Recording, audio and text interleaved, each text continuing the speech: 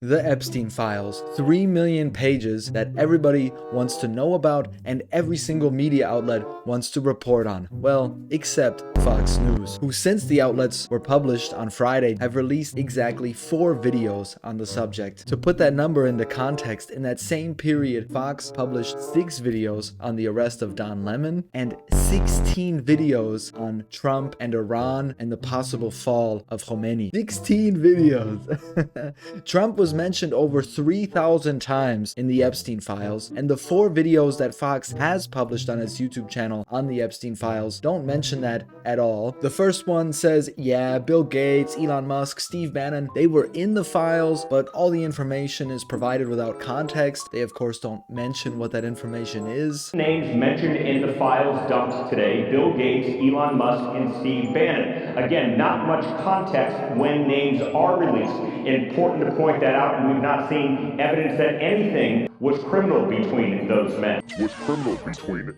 They also say that, yeah, sure, Trump is in it, but, a lot of the things were actually said right before the 2020 election, so, it's sort of just a side note. They say he was mentioned a lot of times in the files, but not that it's over 3,000 times. Today's document release includes Trump's name many times, but there is a note that says some of the claims were submitted to the FBI before the 2020 election, and of the documents released thus far, none have anything criminally damaging involving President Trump. And then they sort of move on. It's like a quick 2-minute video. Hilariously, the second video they release on the files discusses Bill and Hillary Clinton, and that they might have to testify about their involvement with Jeffrey Epstein.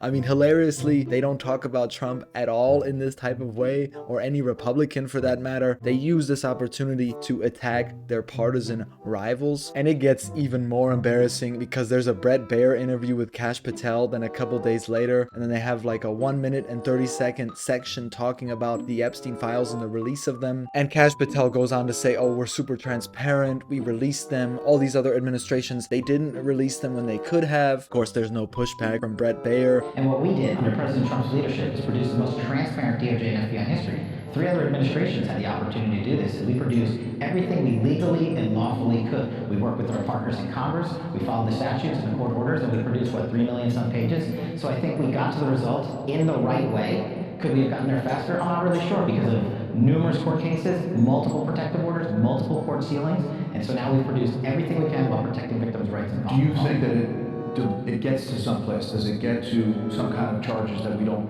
yet know about? Well, I'm glad you asked that. This FBI, as we'll talk about shortly, has done a record year in protecting and going after those that prey on children and sex trafficking. And we have always said, as the Attorney General has always said, if there's any facts or any information about an ongoing matter, please let us know. We will fully investigate it. The only question Bret Baier asks him is, are you sure that Jeffrey Epstein actually killed himself? And Kash Patel says yes. You told me when we last talked, this is 8 months ago, when we did an interview at the FBI in Quantico, that you were convinced that Epstein killed himself in jail. Today, 8 months after that, are you still convinced? Yes. 100%? Yes.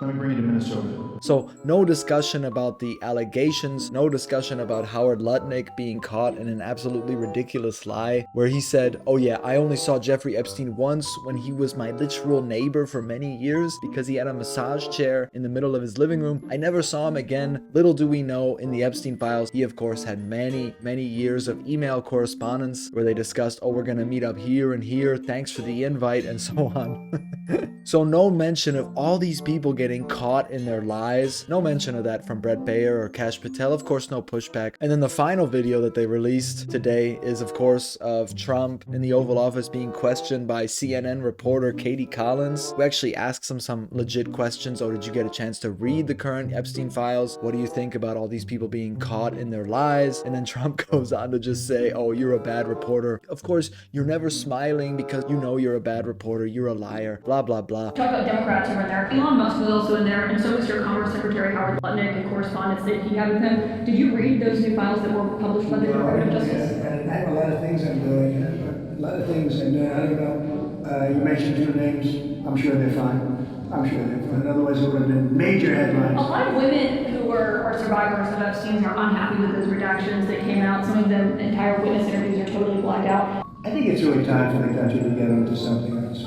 Now that nothing came out about me, other than there was a conspiracy against me, literally, by Epstein and other people. But I think it's time now for the country to maybe get onto something else. What would you say to people like who feel like they have healthcare, injustice, Mr. President? something that people care about. Yeah, what did you say? What would you say to the survivors who feel like they've got You are the injustice? worst reporter. No wonder CNN has no ratings because of people like you. You know, she's a young woman. I don't think I've ever seen you smile. I've known you for 10 years. I don't think I've ever seen a smile. Well, I'm asking you about survivors. Fox News just showed that. So of course, if you only watched Fox News, you would think, oh, the Epstein Files, it's all just a joke. It's not really important. It's bad for Hillary and Bill Clinton. It's bad for these people. But for Trump, it's all fine. It's a hoax. It's just another thing to try drag down our great president. Focus on Don Lemon. Focus on Trump dealing with illegal immigration. There's like 20 videos about that. Focus on fraud in Minnesota. Don't focus on Donald Trump in the Epstein Files. And I mean, it's just sad because the allegations of what Trump has done in the Epstein Files are really disgusting. They're nasty. Now, of course, are all of these true? I don't know. He's mentioned over 3,000 times. So even if only half of them are true, that's still absolutely impeachable offenses, arrestable offenses. And I mean, these Epstein Files, it really shows you that it's one big, rich and famous elite club that we're not in. I mean, random people like Noam Chomsky are in the Epstein Files. People where you go, what?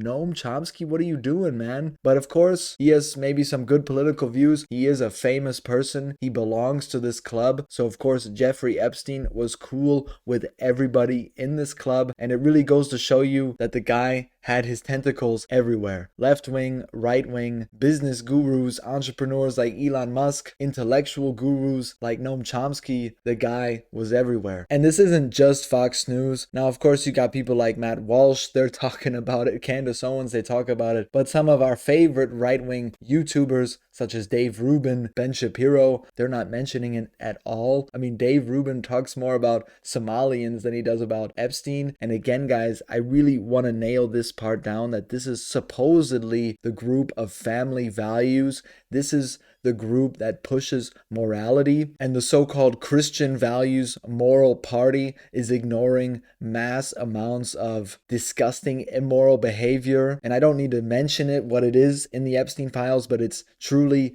devilish, satanic behavior, and they're ignoring it because it's coming from their side. And exactly what I've been talking about this whole time, whether it's Alex Preddy, whether it's Renee Good, whether it's the Epstein Files, as soon as any of these people have their principles on big government, the Fourth Amendment, the Second Amendment, family values, as soon as they're tested by people from their own side getting in trouble, well, then they throw their principles out the window. Alex Preddy had a gun with him. Oh, we talk about the Second Amendment every day. We're going to throw it out the window. Oh, ICE is ignoring the Fourth Amendment and searching people's private property without a warrant. Oh, because it's ICE, because it's Donald Trump, we throw this one out the window. Trump, Steve Bannon, Howard Lutnick getting caught out in these massive lies, Elon Musk, every single one of them having something to do with Jeffrey Epstein and his island of immoral, satanic behavior. Oh, we throw out our family values, Christian values, because these guys are on our own side. So it goes to show you they don't have any principles. This is another major piece of evidence for that. And let's see, I'm curious if anything is actually going to come out of these files, because of course it's the entire rich, powerful elite of our society. It's not just the Donald Trumps. It's not just the Elon Musks. Don't believe that either. I mean, I do have to admit though, no Obama, no Biden, no Kamala, none of them are on that list, but the Clintons are on it. Bill Gates, person who's not openly a Democrat, but he's obviously Democrat adjacent. So we have to see if anything will actually come out of this. So let me know what you guys think in the comment section below. Is this typical Fox News? I mean, I just had to come on here and talk about it because it is the typical Fox News where they don't want any of their over 65 boomer geriatric audience knowing anything about this, and keep on voting red because they're the party of family values. Anything that goes against that, we're going to try to bury your heads in the sand. All right, guys, let me know what you think in the comment section below. If you liked the video, hit that like button. If you're new, hit that subscriber button, and I will see you all in the next one.